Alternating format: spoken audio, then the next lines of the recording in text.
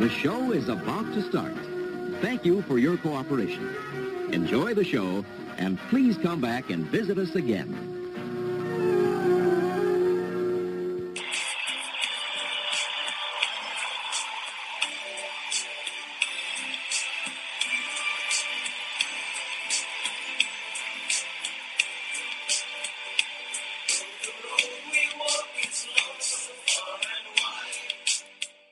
Love Sport Radio, Sunday evening, 2 minutes past 8 on your clock.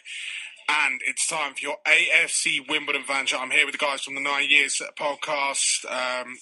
Stuart Deakins, we've met before. We have. You look very different, though. It's the beard. It's the beard. I was just like, whoa, where's that come from? It's cold out there. It's brilliant. It's brilliant. Good to have you with us. Nick Draper as well. Two Wombles in front of me. First and foremost, chaps, it's a good feeling to come in here after a win, isn't it? Makes a world of difference. The atmosphere changes around the place when you're off the back of a win. But yeah, lose yesterday and we're in the bottom four again. So to pick up 3 points brings Oxford and Blackpool back into the relegation battle. And all of a sudden everyone's looking a bit more positive. It doesn't matter how they come, does it? No. You take it however it comes. Scrappy winner. Really dodgy penalty. I don't know, Stu, you had a better view of it than me, but for me, it never a pen. It wasn't a pen, but you take them all day long. So, but the referee was actually closer than what I thought and gave it, and it was clear as day. But the player couldn't get away. Harry Forrester went over him, and then gives Lyle a chance to put a penalty away, which he hasn't done a lot this season either. No, he hasn't. I mean, LTB's been a bit of a talking point, hasn't he? In the summer, is it going to be another Tom Elliott style summer? Hope not. You know, losing Tom was a big blow, and when Bill all deserved his chance. But I'm not a lover of letting players down their contracts and stuff like that. But Lyle there'll be a lot of clubs after him. But he loves it at Wimbledon, so he's a big fish at Wimbledon. I mean, you've got to look at Lyle though. Same as Tom Elliott last season. Lyle, top scorer this season? 16 goals in all competitions this season. It leaves that, and with how long was the klaxon for the first time we say the word budget? But with our budget next season, with Lyle having to replace Lyle, well, you don't really want to think about it, do you? I don't think you can replace Lyle. I really don't. I think it gives everything. It's the energy he gets on. You know, he's a fan's favourite. I think he gets on well with everybody. He leads by example. He's not a captain, but he leads by a captain example. And I think Lyle might be just pushing some buttons to get the board talking for a contract. That's what I'm thinking. I think recruitment's been sort of the hot topic for a while, hasn't it? Because, you know, there was talks from Eric Samuelson about the lack of budget, the budget and the lack of it last summer. You know, Cody McDonald was brought in and Joe Pickett was brought in January. Where does Neil Ardley need to go next season to shop? Are we? Let's use an analogy that Neil Warnock used yesterday. Are we shopping at Waitrose? Or are we shopping at Aldi? We have to shop down in non-league. Joe Pickett was a great signing for us.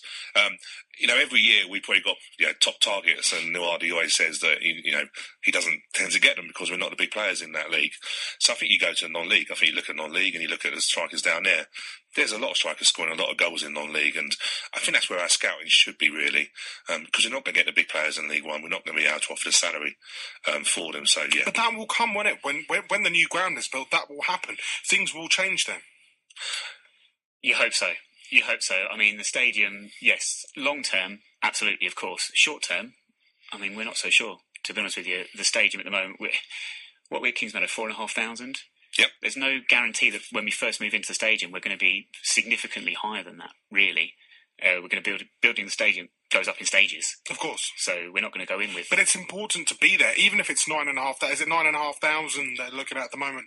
I think it's about 11,000. I mean, when I first looked at the plans, it was around the 9,700 mark, 9,800 mark. Yeah. You know, it's all about progression. That's what we've learned about Wimbledon over the past, 13 to 14 years. It's all about progression and pushing forward. So, if Neil can add slowly and surely to the squad to ensure that, I think consolidation is very, very important. I mean, last season was a bit of an anomaly in League One. This season, you got a whole new kettle of fish with some very, very tough teams in there. Yeah, I think this year's been interesting. Obviously, with Chelsea relaying a new pitch at Kings Meadow, obviously now Chelsea Days play there. I think we went very much for a sort of passing game, but it hasn't really worked. Last year we were very strong with Tom Elliott, we could play long balls and things like that. But I think this year we've found it difficult. We've played a few different formations and things, but I think if we can survive this year, which after yesterday's result, I think helps in that sort of situation. But yeah, I think it's progression and, moving on to the new ground.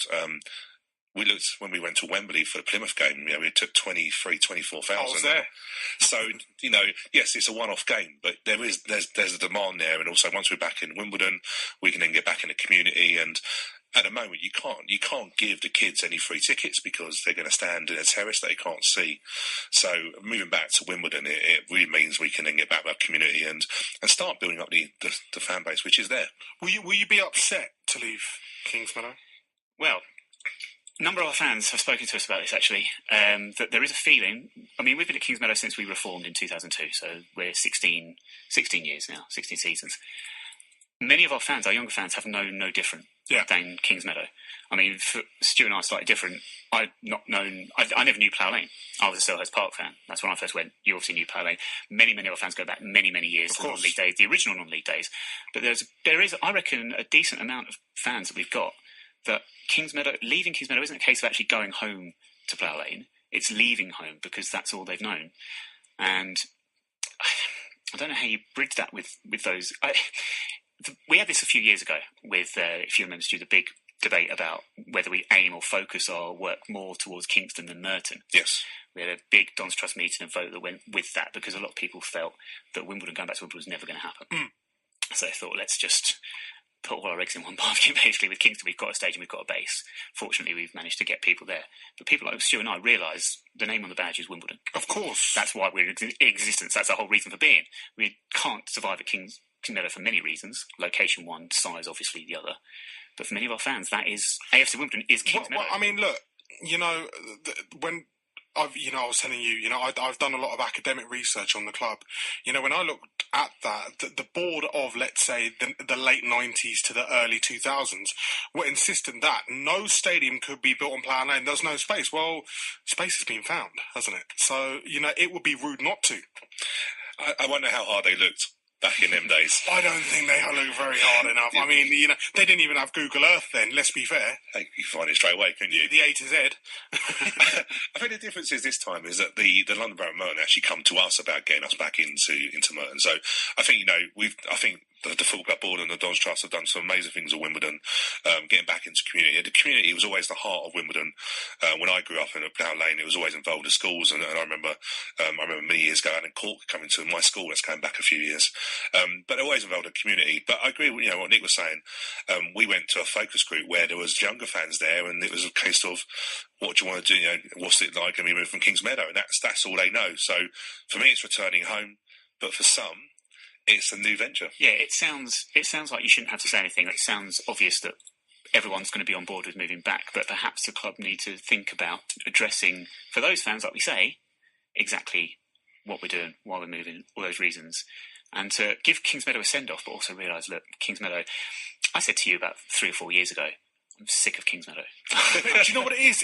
Let's be fair, it's not adequate enough for you. Right now, maybe 10, 12 years ago it was good, but right now, Wimbledon are established Football League club. A Football League club on the rise. And I think sometimes it's sometimes not being too, what's the word? We were combined counties. We were desperate for a home, and Kings Meadow gave us that opportunity. And if you remember Kings Meadow back when we first went there was terracing at both ends, and we've done a lot of ground. But you're right, we've outgrown it. But I think Kings Meadow was great for us. So I'll be sad to see us go from Kings Meadow. It's got a lot of great memories from the non-league days, but I want to build my memories now from. I left when I was 15 years old when Plough Lane went, and I couldn't wait to get back, and I can't wait now to go back and see Wimbledon in the Borough. I'm shaking my head, which is great for people listening on radio, of course. Me disagreeing with Stu. Not disagreeing with Stu, but one, you were never 15 when we lost Plough Lane. You were at least 25, at least. But no, Kings Meadow is... I'm not going to miss Kings Meadow, to be honest with you. We have our memories, of course we will. But we're choosing to leave. It's different from Plough Lane previously. Weirdly enough, I saw the Costlers the other day. I actually saw them, driving a Rolls Royce down my grandmother's road. They live, very, very close to my grandmother. I saw a massive Rolls Royce rolling down the road with a bright Costas number plate. But Kingsmeadow, it'll always be remembered. I think now it's all about progress for the club. You've got good people behind it. I know Neil Ardley has had his critics, and I don't want to turn this into an Ardley in or Ardley out show because I read about it every day on social media, every single day, and I think right now, at the stage of the season we're at, it's all about backing him. Wouldn't you agree? I think it is, yes. We're not going to get into that. I think at this point of the season now, it's very much about result business and about getting behind the team. Yesterday's result was a real big result, and you could tell by the players' reactions of how big that win was. But I think I think you worry about what's going to happen in the summer. I think, Neil Ardley's been there, 5 years? He's done a cracking job there. And naturally, when you're not doing so well, fans are going to be, we've got to remember, we're talking about Kingsmeadow being a success of, from the Commonwealth counties, but we've got some fans that have never seen us in a relegation battle. All they've seen is promotion. Of course. I remember being relegated from the Premiership, so I remember that. But some fans have never seen us in that. How important is it then, to have these kind of years so everyone, just sort of gets used to. I mean, some people look at Manchester United and go, well, you've just had success for the past 26 years. You've had success. And, the slightest hint of something going downhill and you can't take it, is this a bit of a learning? This is part of the learning curve, isn't it? It is. I think we had consolidation. You mentioned consolidation earlier. I think we had a period of, 5 seasons in League Two, which, aside from one season where we had to win on the last day, was very much for muchness. I don't think we did anything particularly of note in those 5 years. A lot of mid-table mediocrity, to be honest. But now, you're right. Since we've come up this last, what would you say, second half of last season, since last January, since the Sutton game, since Chris Sargentson's first memorable appearance at Kingsmeadow, things have become a struggle. They've become a real struggle, actually. And you're right. It's how you react to that, and the fans probably better off for experiencing that. 0208 70 20 558. We want to hear from you, Wombles. How important was yesterday's win over Oxford United, a team that have been struggling this season as well? You can tweet us at Love Sport Radio. Get involved. Have your say this Sunday evening. We're talking all things Wimbledon. Lawrie Sanchez will be joining us a little bit later on in the hour as well. 0208 70 20 558.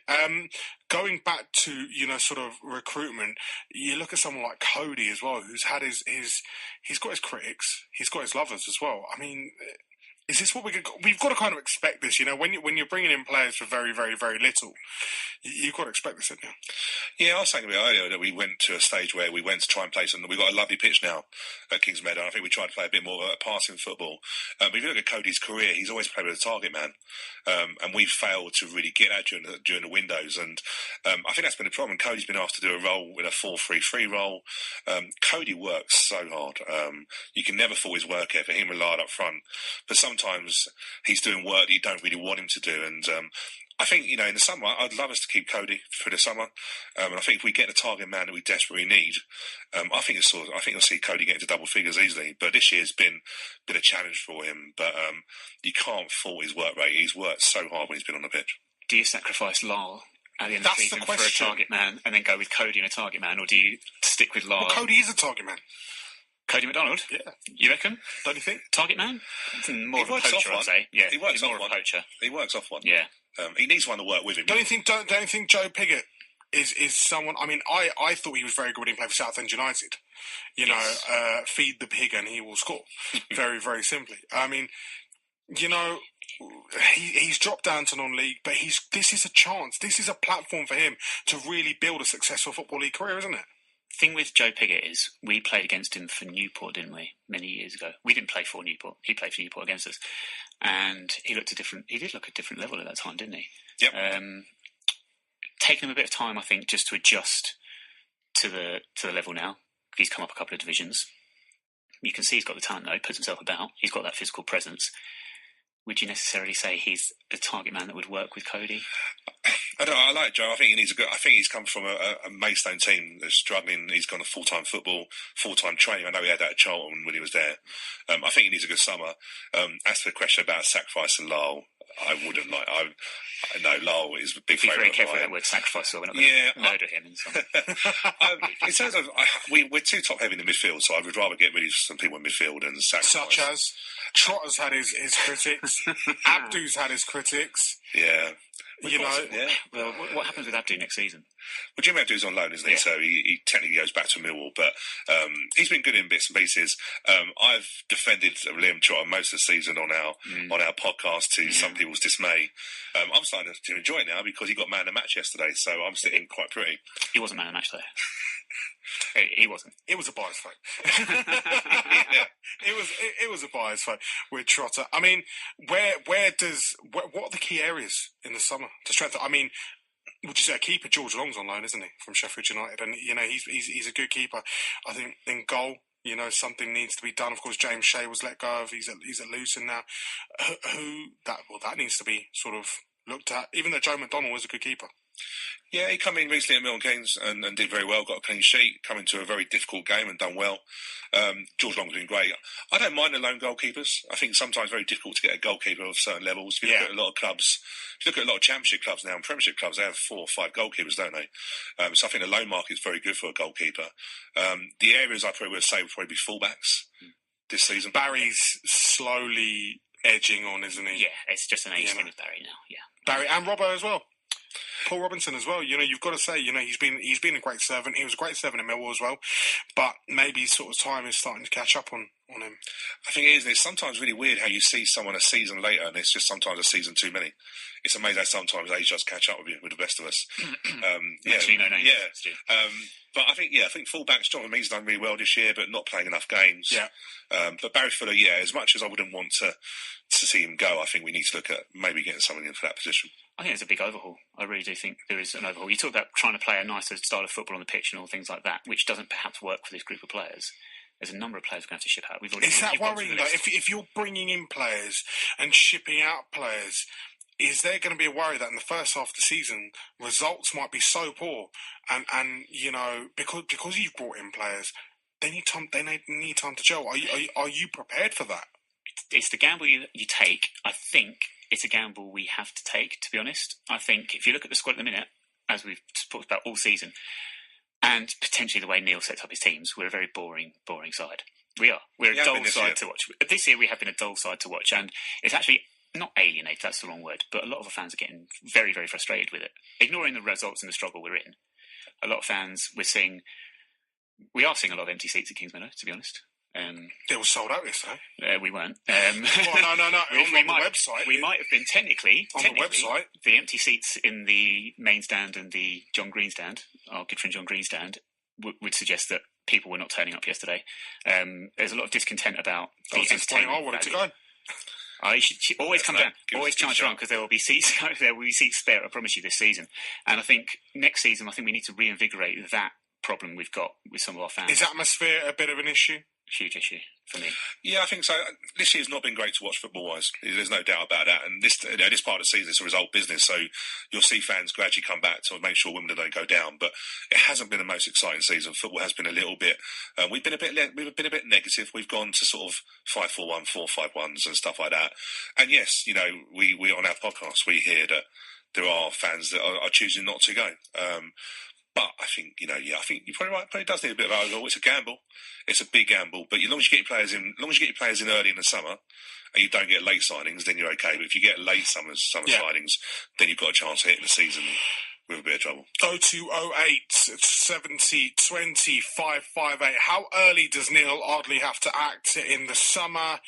What do Wimbledon need next summer to really push on, in the middle and the upper echelons of League One? Give us a call, have your say. This is Love Sport Radio. Love Sport Radio, Sunday evening. We're talking all things Wombles at Love Sport Radio on Twitter. 0208 70 20 558. Alex Ramsden has tweeted us in saying, great result for real Wimbledon yesterday. Credit to Ardley. He changed tactics and brought on 2 subs at half-time to change the game. Ardley in and the Wombles to stay up. Do you think he's maybe evolved as a coach? He's a very quiet guy, Neil.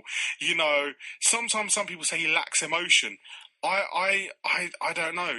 You've got to think and just look at him and go, right, something's going on inside there. I think he has. Nuardi obviously come from Cardiff. He's done the FA badges and stuff like that. I think sometimes he likes to play the pretty football, and he made a comment many years ago that the tactics he wanted to use, he didn't have the players that were probably, no due respect, were intelligent enough to carry out his tactics. But I think he has evolved. He does go back to type very quickly. He does try some formations and 3-4-3s and 3-5-2s, and then very much goes back to basics. So I think he's learned so much in his 5 years he's been with us.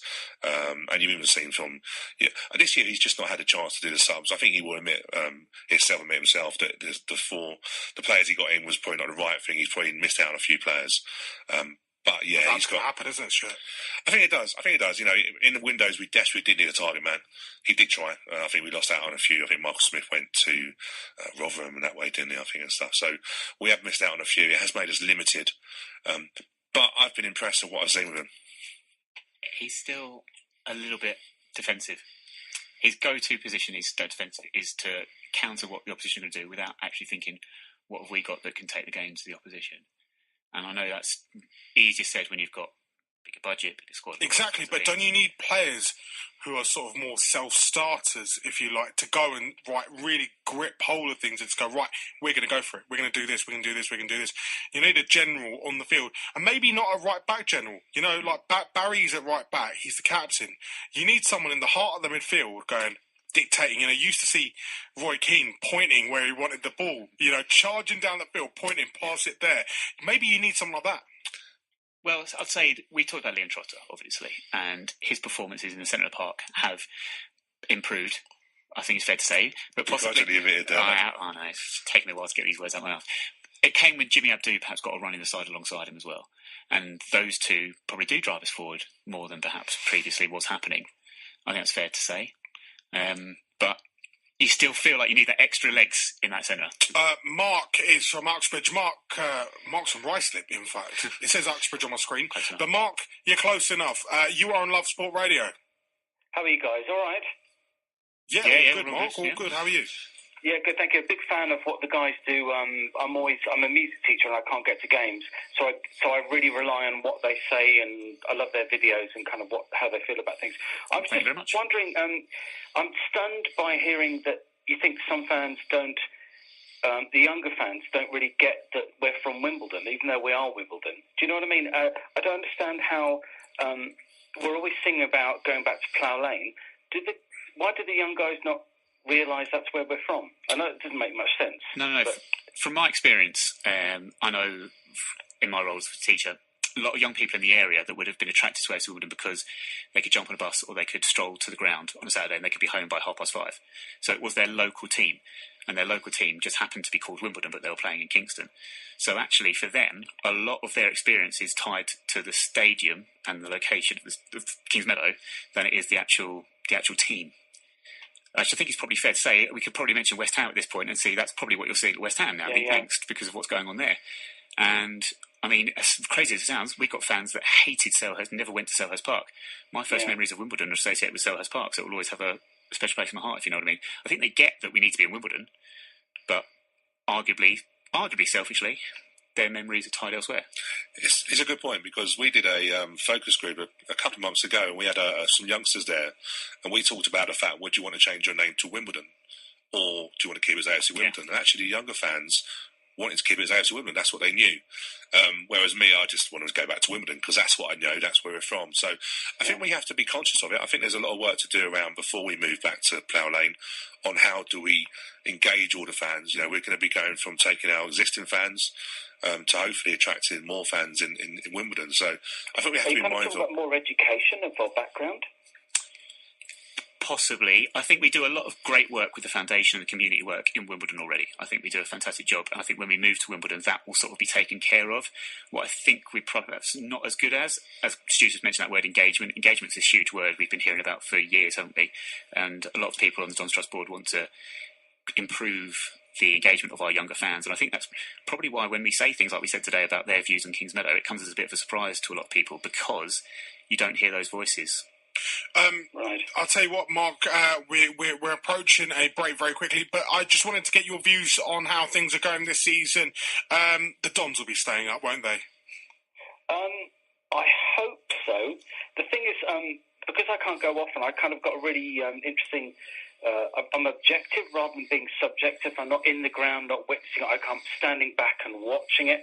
I just think that when you've got so little money, and I don't know, I don't know how to word it. I'm just slightly worried. I think we'll survive, but I think that if we're bold and brave, we need to make big changes next season, I think.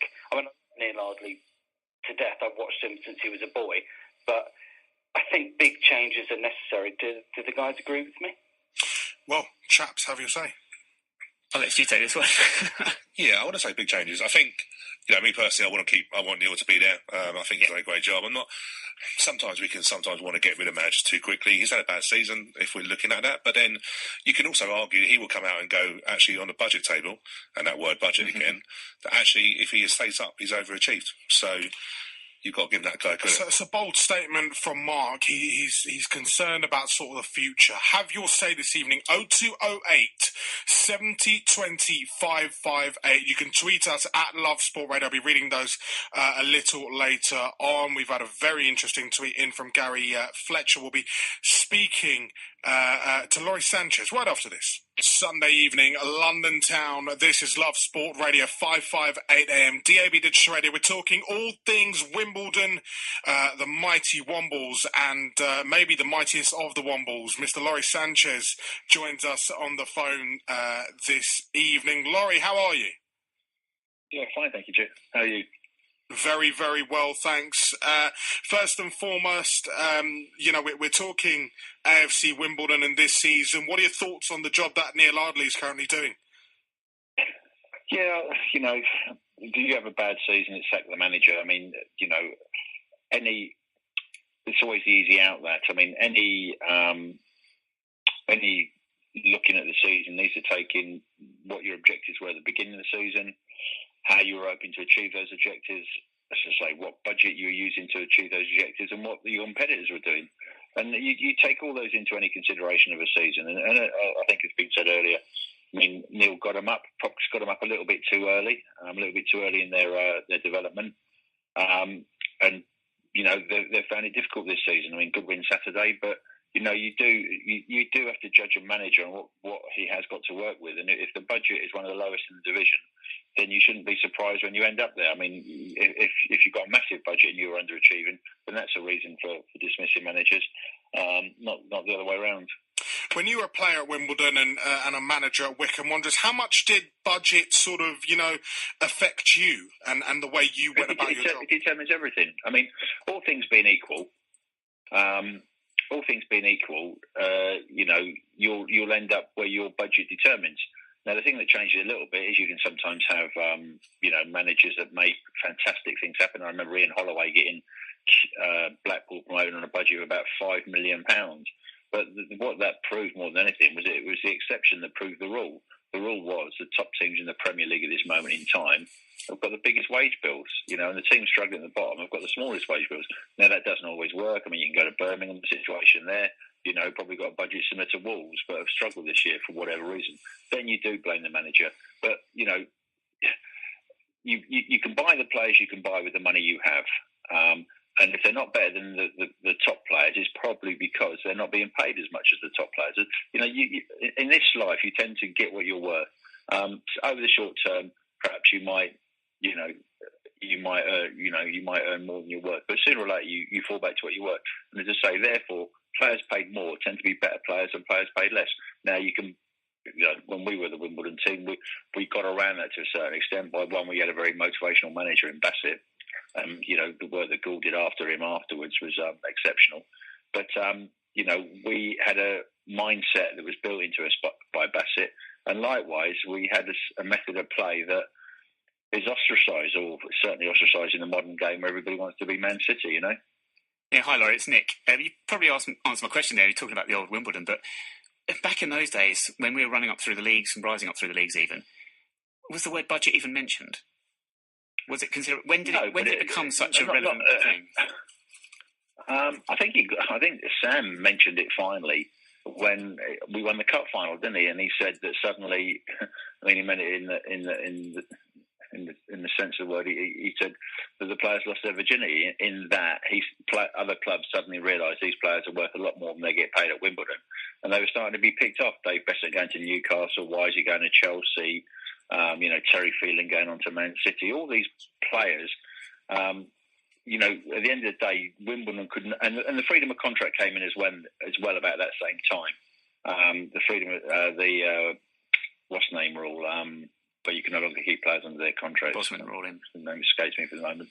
And therefore, Wimbledon could no longer afford to keep their best players because other clubs were able to pay them more money, and they went where the money was. I mean, massive transfer fees were paid for them. But it was only then that really people, perhaps the players themselves, but certainly other clubs, realised the value of Wimbledon players. Hi, Lawrie, it's Stuart here. Just obviously talking about the Wimbledon days and stuff like that with Harry Bassett and stuff. What was his training sessions like? Was it basically, if you got a budget, and we talk about words, budgets now, if you obviously get players that maybe come from the lower leagues, think about Dennis Wise and stuff like that, what was a typical training session for it? Was it basically formation or really just trying to make sure you get into your best of your abilities? We were very methodical in what we trained. We were very fit. We did an awful lot of running, that's for sure. We could remember at the end of one season we were playing Sheffield Wednesday, and I think it was Gary Megson was up against me, and he said to me, "Go easy today. You lot just don't stop running, do you?" In those days, midfield two used to play the midfield two of the opposition. They used to both defend and attack. In the same play, you didn't have a defensive midfielder and an attacking midfield player. You had to do both jobs. And as I ran past him at the end of the time, he said, "Don't you lot ever stop running." And that always stuck with me. So one, we were fit. Two, we were very well coached. We had a pattern of play, and it was ingrained into us.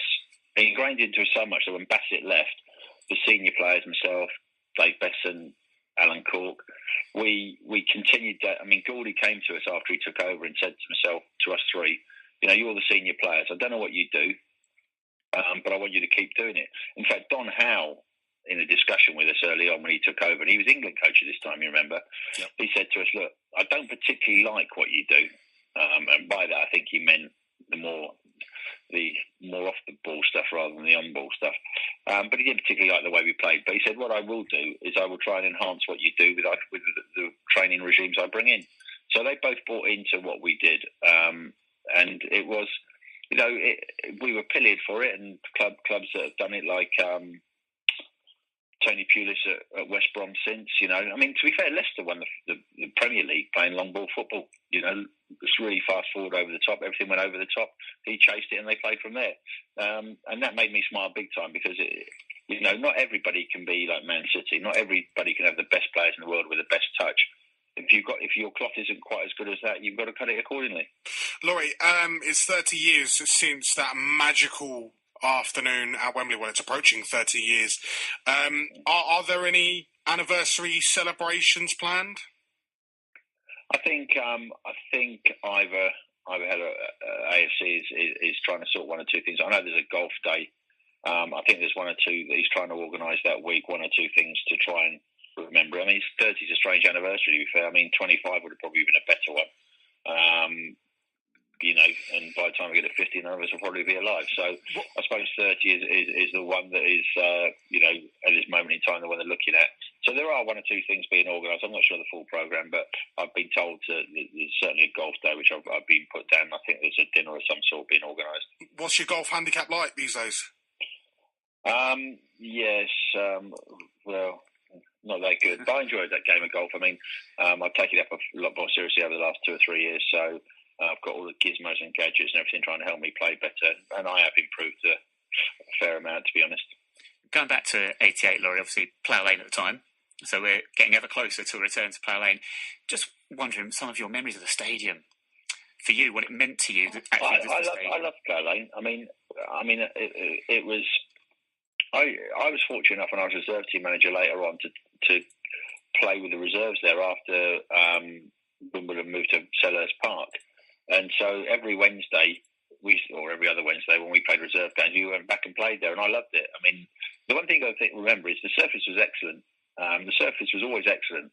The stands and everything, it was a non-league ground. So let's not make it about it. It was a non-league ground. But I remember, when the Man United and this came down.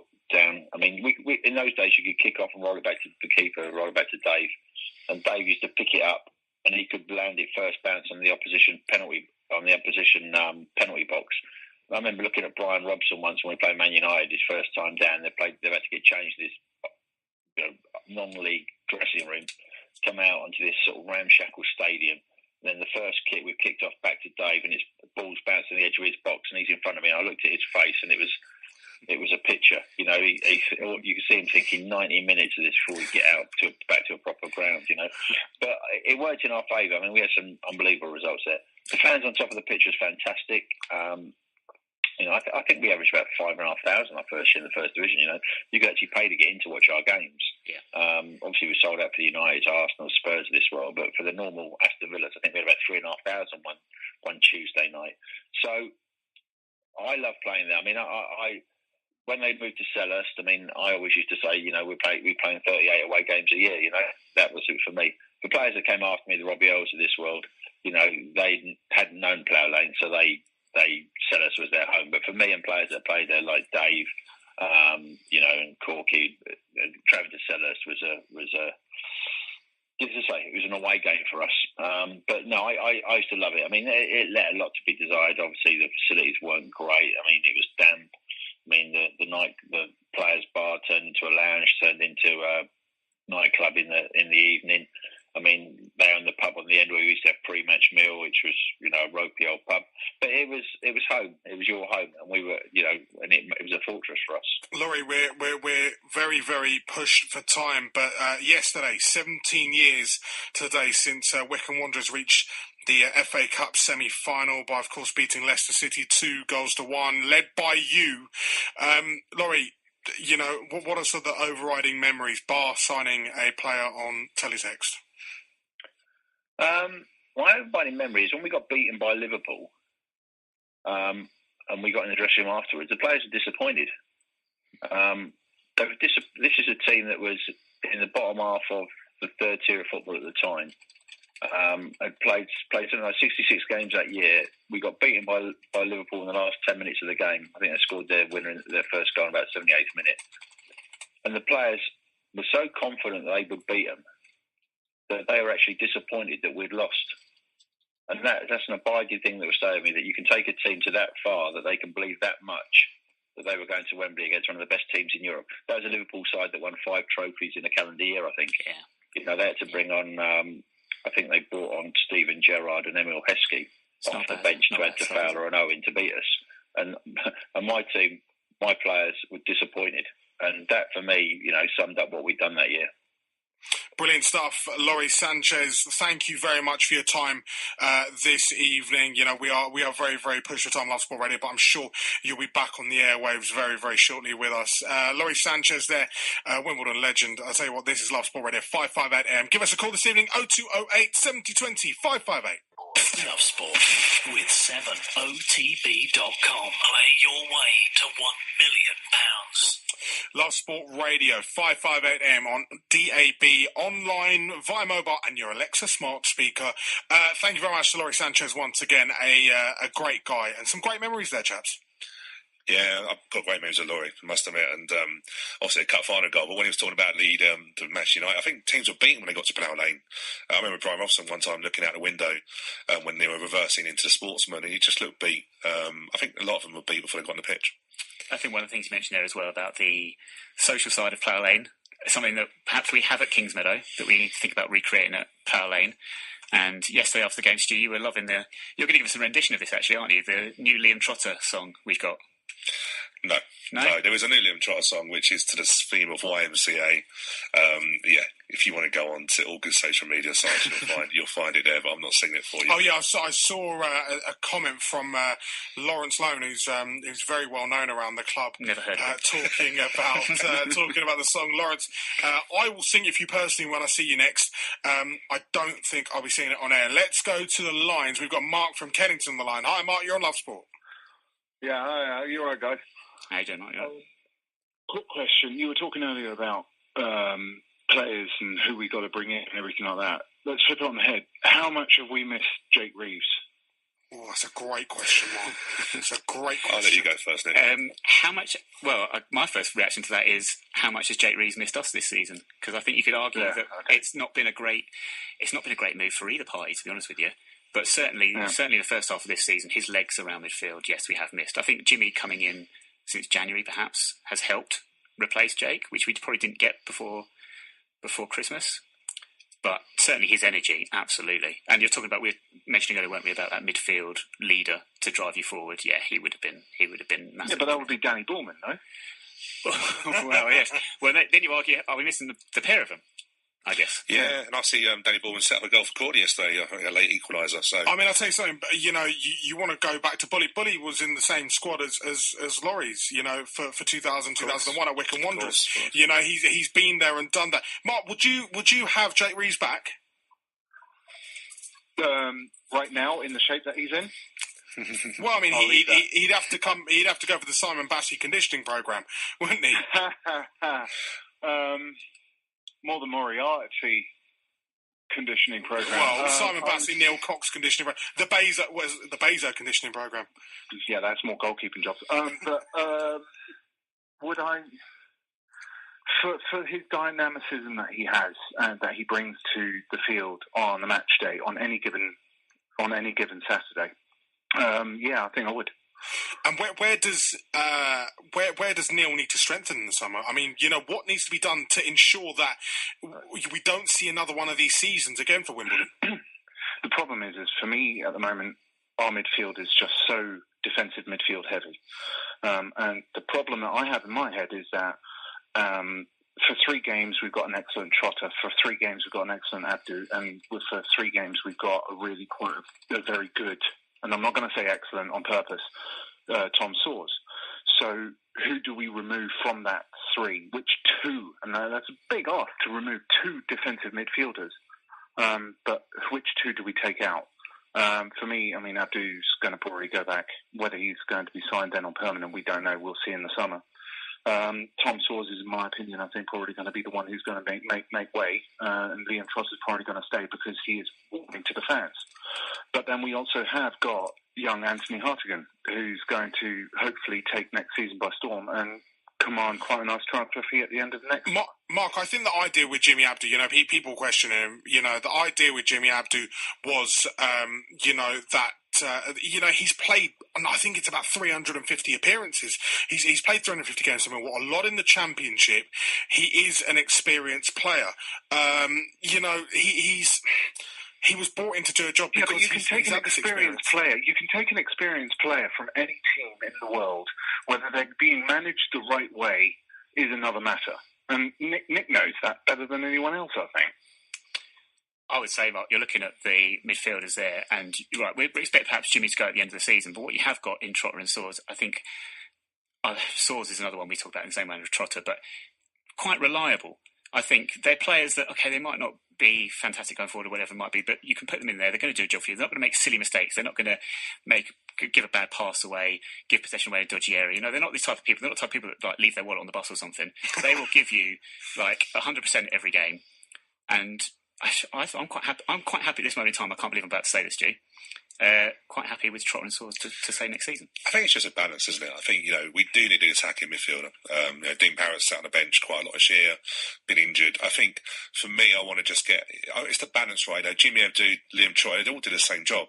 But a lot of teams now play 2 defensive midfielders, and if we played that way, as long as we played a third one in there that was an attacking midfielder and pushed forward, then I think we've got a balance right. 9 minutes to 9 o'clock. So much to talk about these Wombles.